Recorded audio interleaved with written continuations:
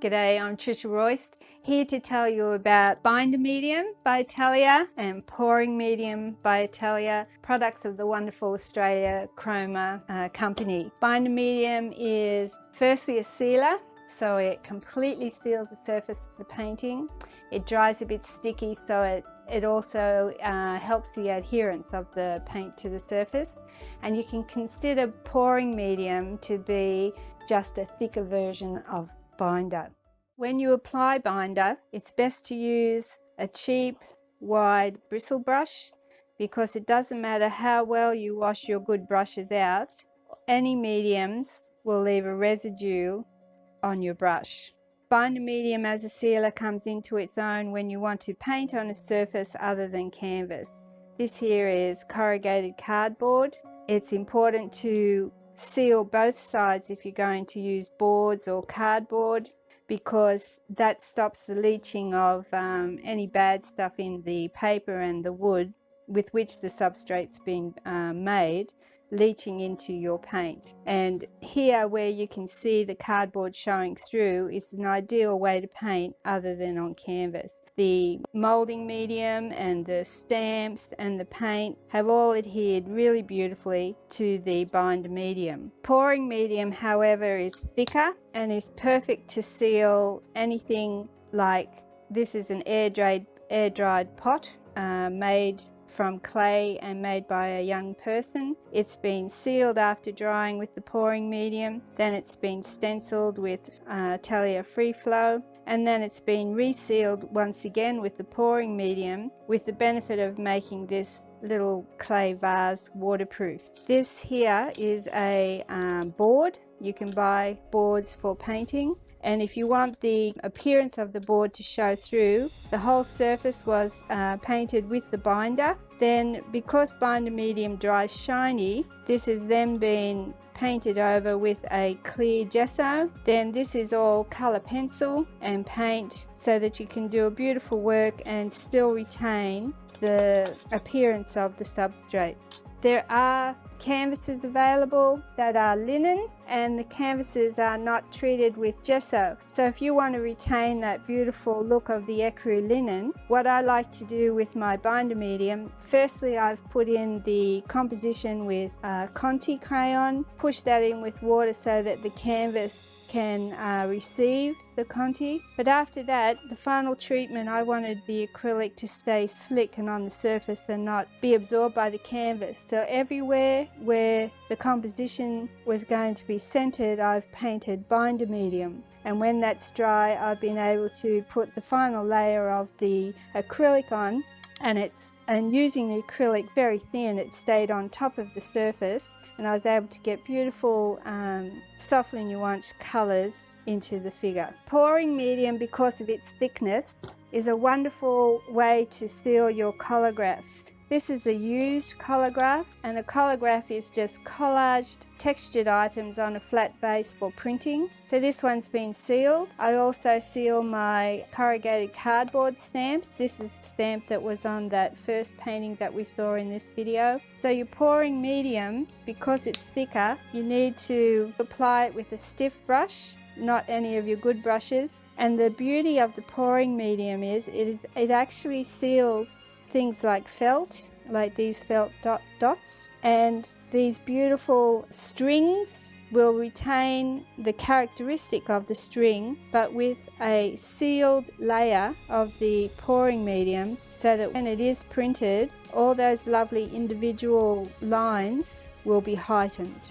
I also use pouring medium for my handmade stamps as a seal. All of these stamps, you can see the shine where this has been sealed with the pouring medium, and how the pouring medium enables the stiffening of the individual elements of that stamp. And with this one here, the pouring medium has been textured, so I'm just going to show you how I've done that. So if you're making a stamp on a flat surface, paint the pouring medium to completely seal that, and then while the pouring medium is wet, you just make a beautiful textured pattern. And I'll just do a really quick demo of what they look like. So we're just going to mix up some Payne's Grey, and because we're going to be using a sponge roller for this little print, we're just going to add some middle medium to the paint, roll it out, put it on the stamp, and that's the beautiful texture that you achieve through the pouring medium. You can't do this with your binder medium because the binder medium is thinner than the pouring medium. I use binder medium to stiffen and strengthen my paper stencils. So this is a drawing of a chook cut out of paper, and then I like to stiffen both of these stencils by the application of binder medium. So I just make sure that the whole stencil is covered in the binder, and I use a crisscross pattern to ensure that the binder is sealing the edges of the paper as well. Now if you don't want that crisscross pattern to show anytime you use binder, you just smooth it down with a sponge when you're done. Now for this to be laid out to dry, there's only one thing I have found that does not stick to binder medium, and that is shrink wrap. Shrink wrap is the paper, the plastic that comes, if you purchase a canvas, it's around the outside. A lot of books are shrink wrap. I save all my shrink wrapping pieces, so I can lay this stencil and this stencil, if I was to do it, I can lay them flat on this shrink wrap and the stencil will not stick to the shrink wrap.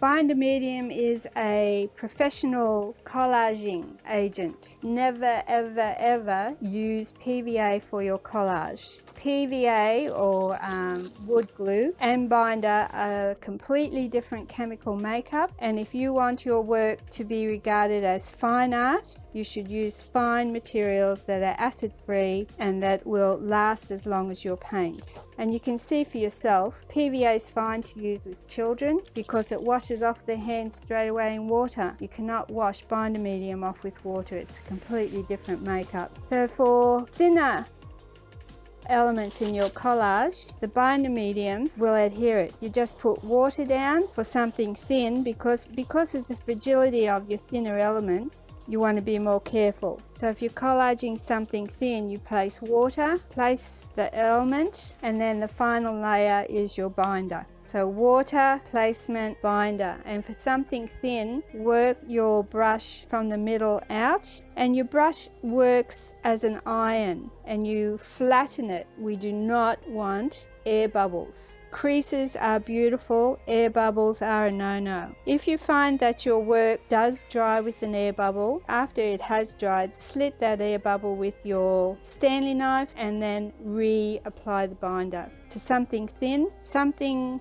like some of your elastic materials, snake skin, something like this is going to expand as it is adhered. So you put the binder on the surface to be applied. This is actual snake skin. Now this snake skin is going to expand as it absorbs the moisture of the binder, so you definitely need to work from the middle out and encourage it to spread as it is adhering. Using natural objects is an interesting process in collage. Because the binder is a sealant, you don't have to worry about something being acid free or not, because the binder is on the bottom and seals it on the bottom, and then the binder is on the top, seals the surface. So whatever you decide to collage is going to be completely sealed. So if you have natural elements, you don't have to worry about them breaking down once they are collaged onto your surface. The only caution is that you wouldn't use green leaves or fresh twigs because they would continue to decompose inside that sealed pocket that you have created with the binder. So that's thinner elements adhered with binder. When you've got thicker elements like papers, handmade papers, or pieces that you've photocopied, the process is to put binder on the surface, binder on the back of the element, and then binder on the top, making sure once again that is beautiful and flat and professionally adhered. Something that is not going to sit still requires binder on the bottom. See, that's not going to sit flat. Binder on the top to keep it. Make sure that the binder is completely saturating the element. But see, that's not going to sit still and dry flat. So this is where we use our shrink wrap again. I save all my bits of shrink wrap, and you just place the shrink wrap while the binder is wet straight over the element, flatten it, and the shrink wrap will stay there and keep it completely flat, so that, remember I said the shrink wrap does not adhere to the binder, so that is going to keep that completely flat while it dries. So if you've got an even heavier object, what you do is put something underneath to support the canvas, place the shrink wrap, and then put a book or something heavy overnight. That will completely flatten it. Then you just take off the shrink wrap and you've got a completely flattened, heavier object that you have used. Thicker things like hessian or fabrics, really thick papers, you need to make sure you soak them in water before you adhere them to make sure that they completely absorb the binder and will remain firmly in place. The object is to be creating a piece of art that is going to be fine art with no sloppy details. I'll just put that little guy right there. We'll put a bit of pouring medium because pouring medium is thicker.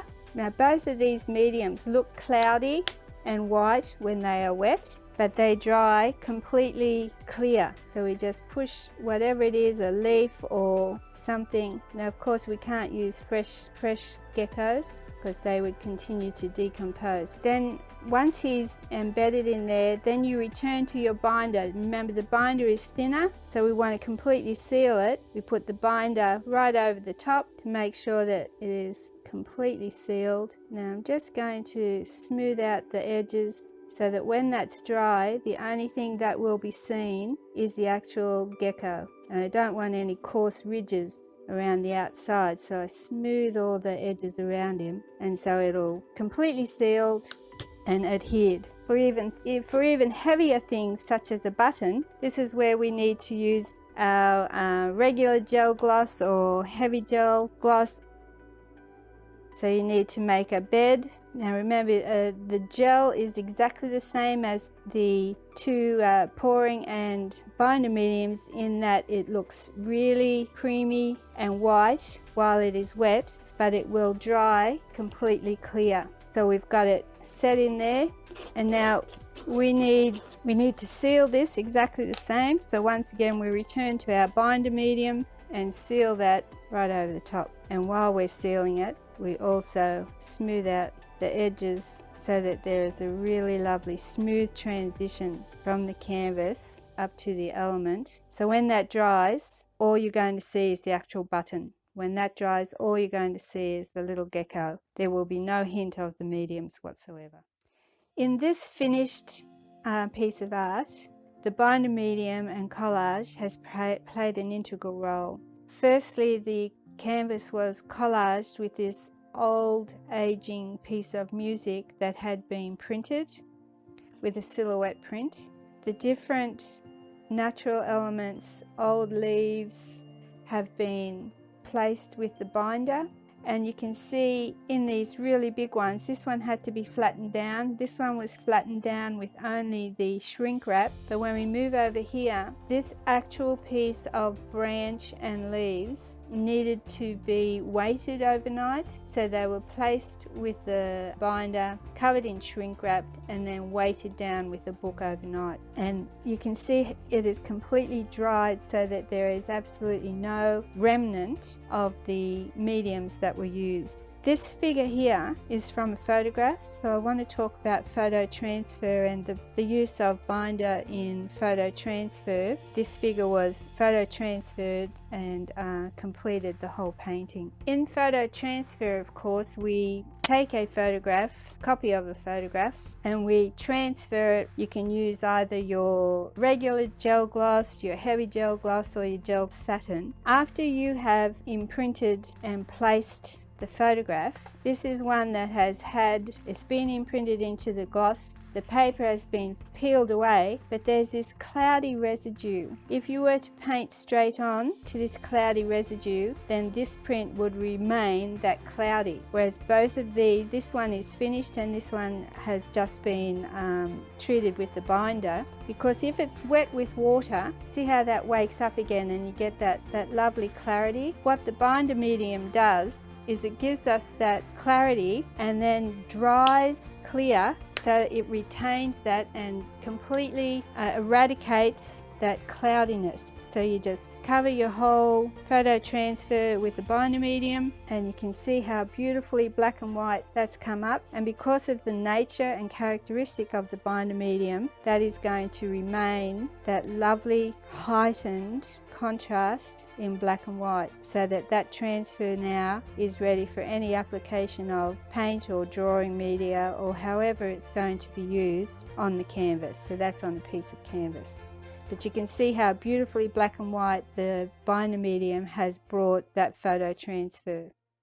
To add texture to a substrate, if you want a fairly high level of texture, you can put your gel gloss, either heavy, regular or satin, down, and you can impress that with sand or gravel, etc. But if you want a slightly lower level, binder medium works exactly the same. So all you've got to do is spread that binder over where you want the sanded texture, and it's quite a bit thinner than your regular mediums. Sprinkle the sand, impress the sand, then that will dry and the binder will adhere to that sand and you'll have a lovely surface. You just sprinkle off, after you've let that dry for a few hours, you just sprinkle off the excess sand and you're left with a beautiful sanded texture. What's really great is to do this with sprinkles if you like working with glistening stuff, but I know my grandchildren love this. Because the binder medium is so thin, and it dries clear, it doesn't affect your composition, and you can just put the sprinkles in, the binder dries clear, and it's just the sprinkles are adhered quite well. The other thing you could do is, if the kids or you like to draw with lines, you could put your binder into an applicator, add the sprinkles, and then draw, and you'll end up with just lines of sprinkles where the medium has disappeared. Binder medium is mixed with gel medium to create beautiful raised firm lines of texture. Once they're mixed together in an applicator bottle, they'll keep for months and months. This is the way I keep mine. I wash out the nozzle each time and put Glad wrap over the surface to stop the air getting in there. This is a mixture that's already been mixed. You do a little tester to make sure that the consistency is right. See that line? So if you were going to add lines of texture, that's what they look like when they're wet, and you can see some dried ones there. These make beautiful dots as well.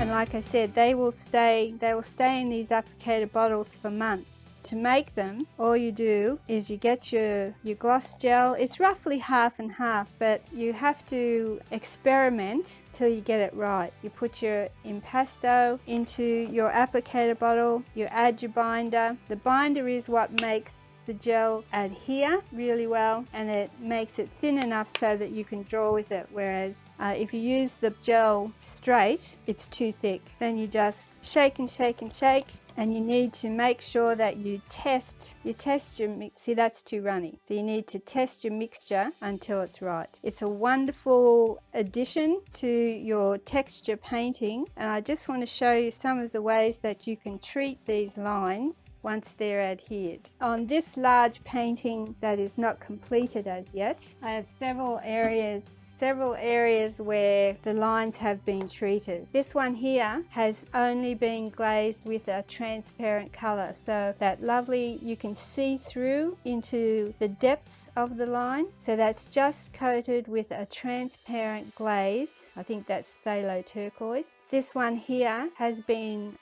rolled, a roller with Payne's grey, so that it just catches the top of it. And then these ones here have been dry brushed down here. You can see see, you can see that where I just get the paint on the palette knife and scrape it across the top of those lines. But you can see how beautifully these raised textured lines add drama to your work, and because it comes out in a line, you could control with the applicator where you place it. There they are as dots. Just a really beautiful addition to your texture techniques.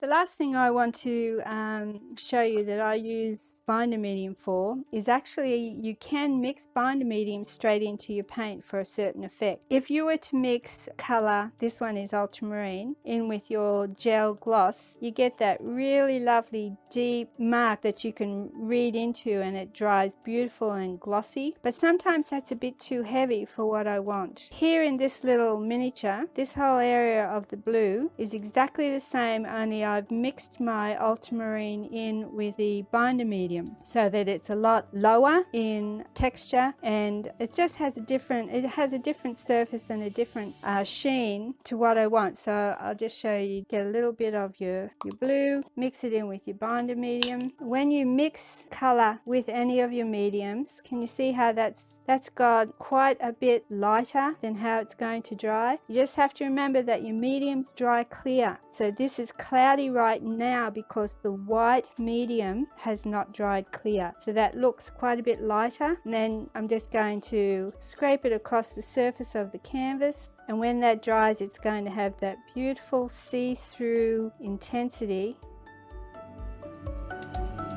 And along the same lines, I can paint a bird. I put in this one, I've added the cerulean blue, and I've painted the seagull in Atelier Free Flow, but you could just as soon do a iris, a lotus, or some other thing. But you get a completely different drying surface sheen when you mix your acrylic straight into the binder.